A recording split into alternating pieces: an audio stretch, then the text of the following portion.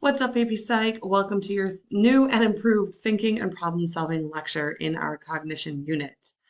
This lecture has a ton of learning targets, but a lot of it is just naming things that are very ordinary life experiences. So hopefully it won't feel overwhelming because it's all about thinking. And thinking is a process that involves knowing, understanding, remembering, and communicating. These are all things we do all the time. These are also skills that are sometimes regarded as executive functioning, which is kind of a special label for cognition that allows individuals to generate, organize, plan, and carry out goals and critical thinking. So, not just thinking like, how do I know how to pick up my pen, but how do I solve complicated problems and make decisions and things like that. And as you know, when you think of cognition, I want you to think about thinking. And when you think about thinking, I want you to think about cognition. They are interchangeable as far as I'm concerned. First, let's talk about thinking in broad strokes, in like large concepts here. Speaking of concepts, when we organize our thinking, we tend to think in concepts that we break down into schemas, which we break down into a prototype. Now let's back up and talk about each one of those. Concepts are mental groupings of similar objects, events, ideas, or people. And I'm going to give you examples of this, but let's get these definitions down first. Then the schemas are mental lists of features of a concept. In other words, the characteristics that make the item what it is. And then finally, in our thinking, we tend to have prototypes, the typical or best example of the concept that demonstrates the prototype. So pause if you need to, get all those down, and then let's talk about an example that I hope you'll find a way to squish in there as well.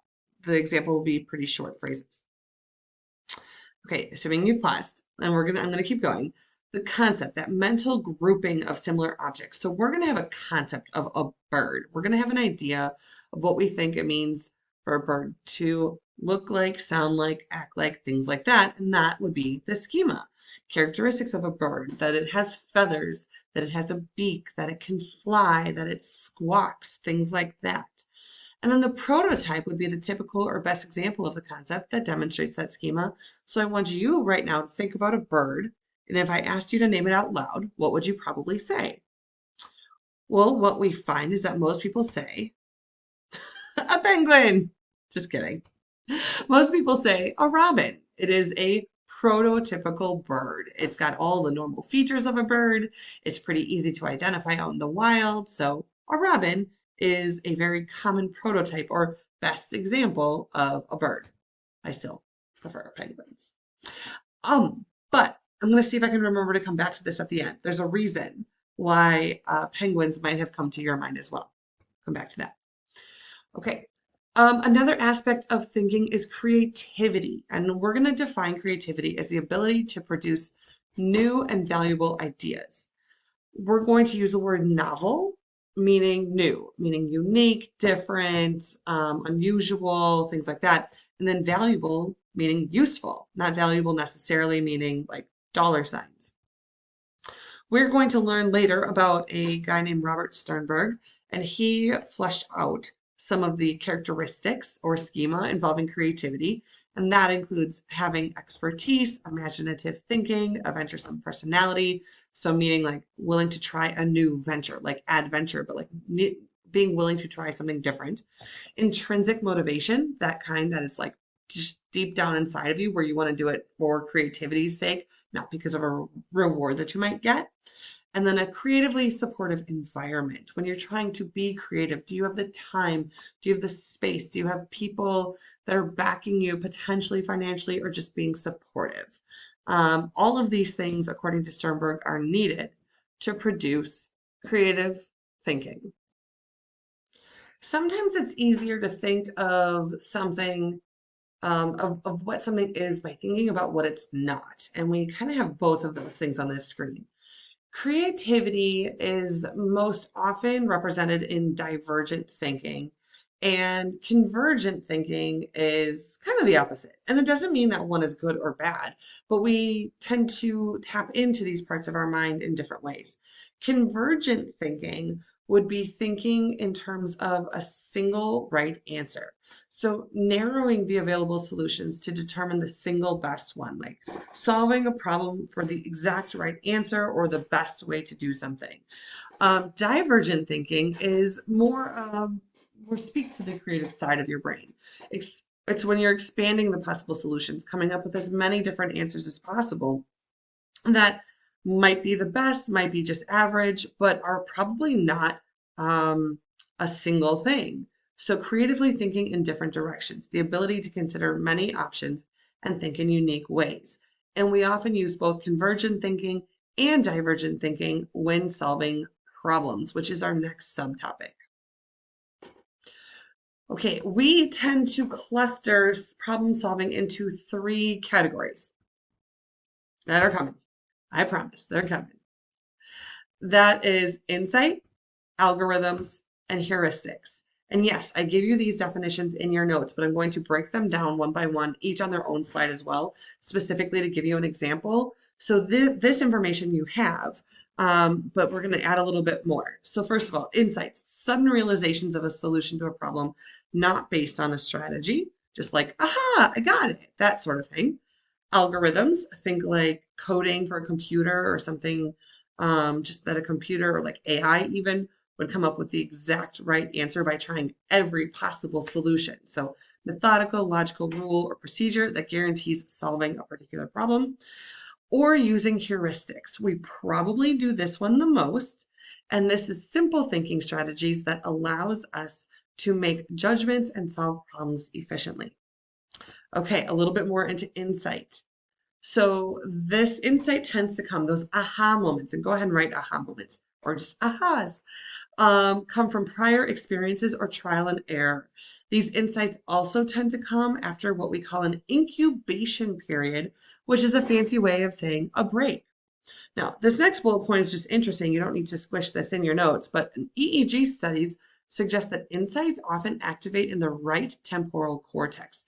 That the most often when we're having those aha moments or solving problems with what feels like out of the blue, that this is the part of the brain it activates.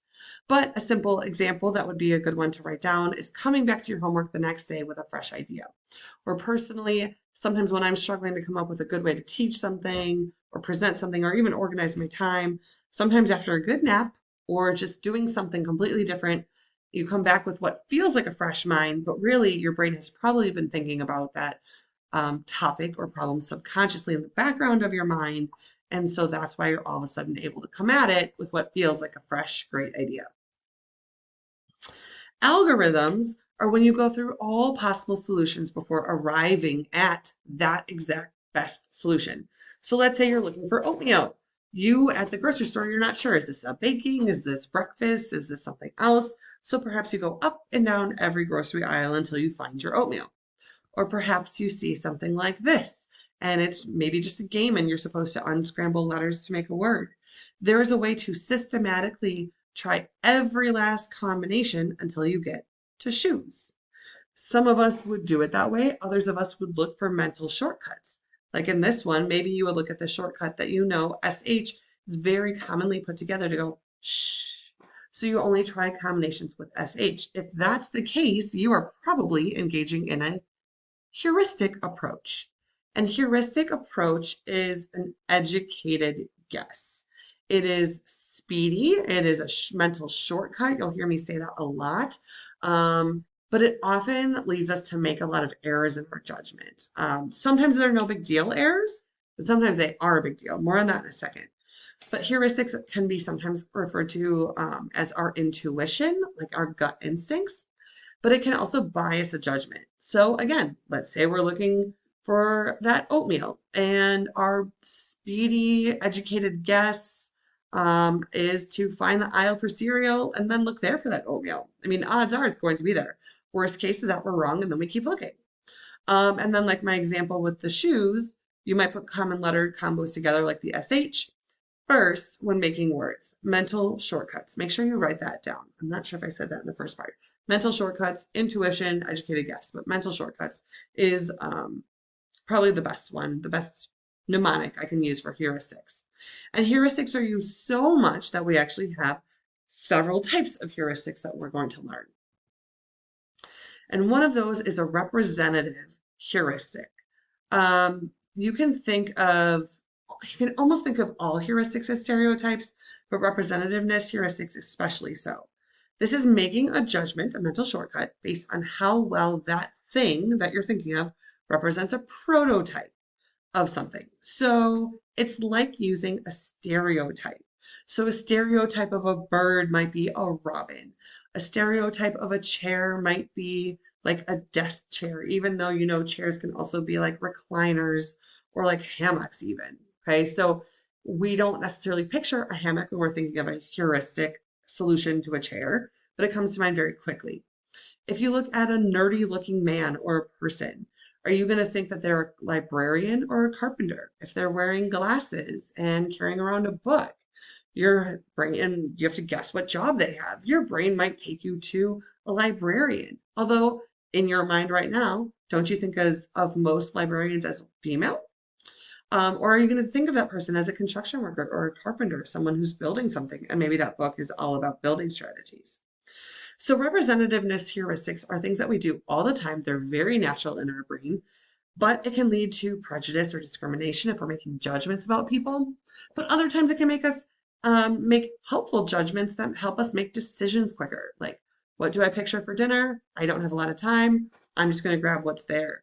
But I could maybe I make the same things for dinner all the time because I have a representativeness heuristic for what dinner should be. Next is availability heuristics. This is making a judgment based on how easily something comes to mind, like what is most available in your head. This tends to be based on recency or vividness. If you imagine that you just walked through a casino, you're probably more likely to think that you're going to win on a slot machine than lose because what tends to come to mind on a slot machine? Maybe bright lights and flashing lights and sounds and celebrations when those machines win. But what you're not hearing is how many times that person lost before they won.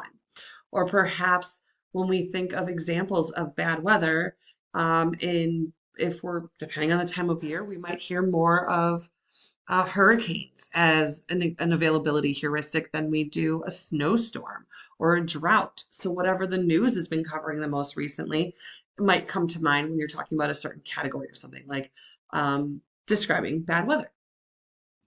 Our third heuristic is an anchoring heuristic. This is when you're making a judgment based on an emphasis on an initial estimate or an anchor value. This almost always involves a number, so maybe write that down in your notes. But it's like a mental starting point, and then people tend to make adjustments from there, but they're often really small. So, for example, a car dealership might label a car as being worth $10,000. They might even know for a fact that that's too high. But if they can get someone to think that $10,000 is reasonable, and heck, if they can then even make an offer of saying, I'll give it to you for nine, that person's going to feel like that's a really reasonable negotiation, even though maybe the car is actually worth closer to eight. So a person could negotiate or alter that anchor up or down, even if the true value is way off, because it already sounds reasonable from that anchoring value. This is a good trick to use with negotiating curfew. Perhaps you want to stay out till 12, but you ask for 1 a.m., knowing that your parents are going to be a little bit more willing to say midnight because it's going to seem like a more reasonable argument than your initial anchoring proposal of 1 a.m. While those are all good and fine for ways that we think through solving a problem, very often our brains run into problems that we cannot overcome or where we are stuck. That's why solving problems can be so difficult. So we're going to look at some common ways that people get stuck when they are problem solving. The first one is my ability to click to my next slide. There we go. Okay, the first one. Who knew? I thought I was very confident that I could click from one slide to the next one. First one is overconfidence. This is our tendency to overestimate the accuracy of our beliefs, assuming that when we go to try to get something done, it will be easy, or that if we start our homework at 9 p.m. on a Sunday night, we'll definitely get it done by Monday morning without having to stay up all night. So it's almost like a coping mechanism or a way to protect our ego. Because if we think that everything will work out, it can prevent worrying. So we tend to fool ourselves into thinking we're more confident with a task at hand than we really are, or even just thinking that everyone's going to agree with us and that our way is right. Within this idea, we also run into the planning fallacy, and this is very specific. This is overestimating future time and income plans. We might think that we can start our homework at 9 o'clock on a Sunday night and still get it done in time for school without staying up all night. Or we can buy something on credit saying, okay, I don't have the money right now, but if I spread it out over time or if I wait till later to pay for it, the money will be there. Another obstacle to problem solving is framing, or the way someone frames the problem or the situation to you. Framing is presenting information in a certain way to produce specific results. I'm going to jump to the example before I talk about the other stuff. Let's say a teacher that you know and respect says that a unit in their class is super fun because it's full of demos and games and other things like that. What that teacher might also fail to mention is that unit is filled with vocab, perhaps even the most vocab we're going to see in any unit. Ugh. And so when someone frames that unit to you in that way, it's going to make it sound really exciting and interesting, but it might not help you deal with the problem realistically. So it's almost like setting up a bias in your head. And typically, framing is done intentionally, like someone is trying to set you up to think a certain way on purpose, and it might even be obvious. So it's intentional.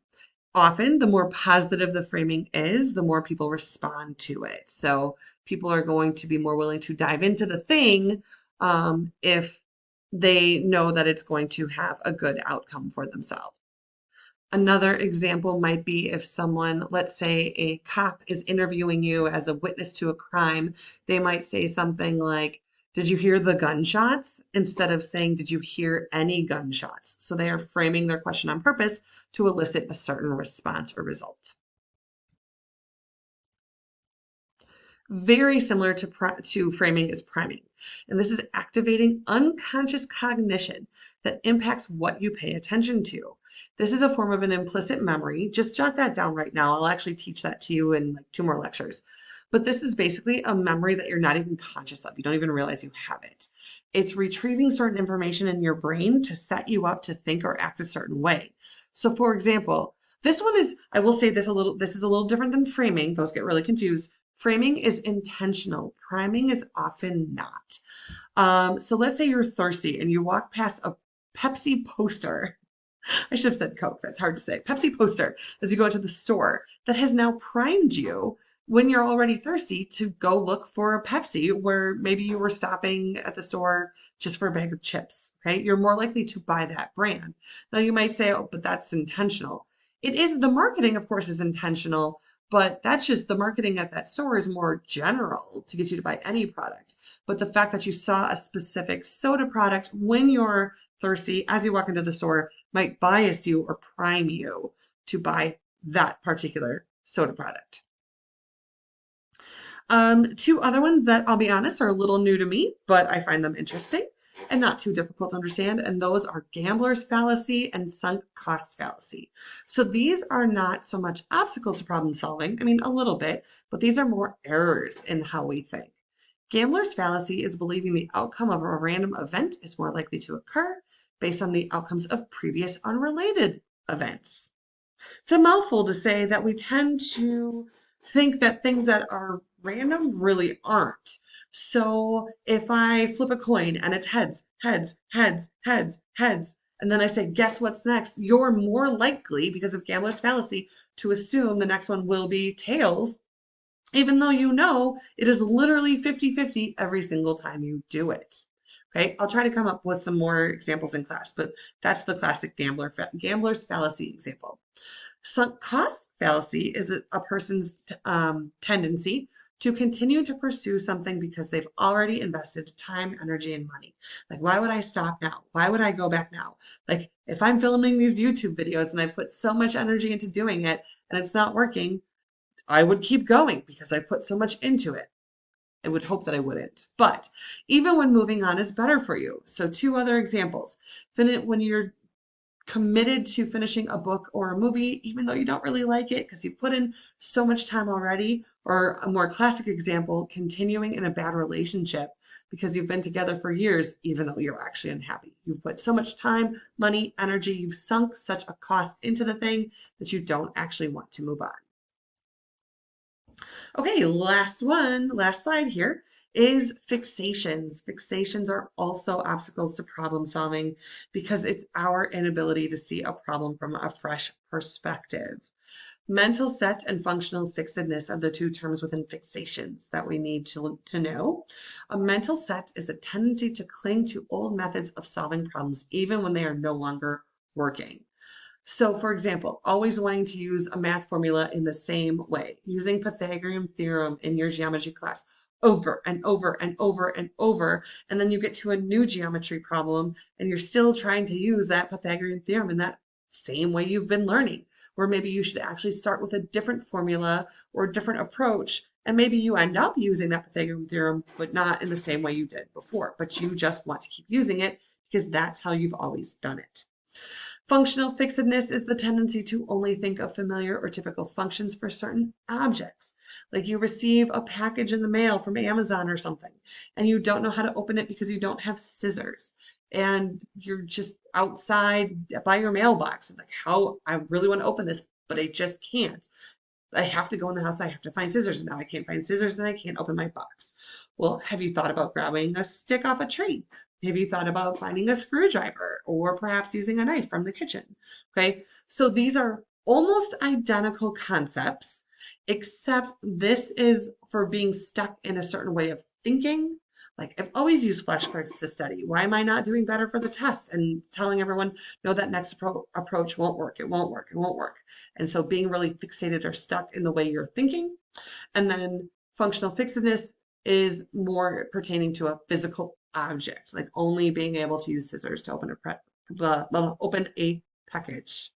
All right, that is it for our thinking and problem solving lecture. This one will have a lot of demos and we can come up with more examples in class. So I like this one. I hope you do too.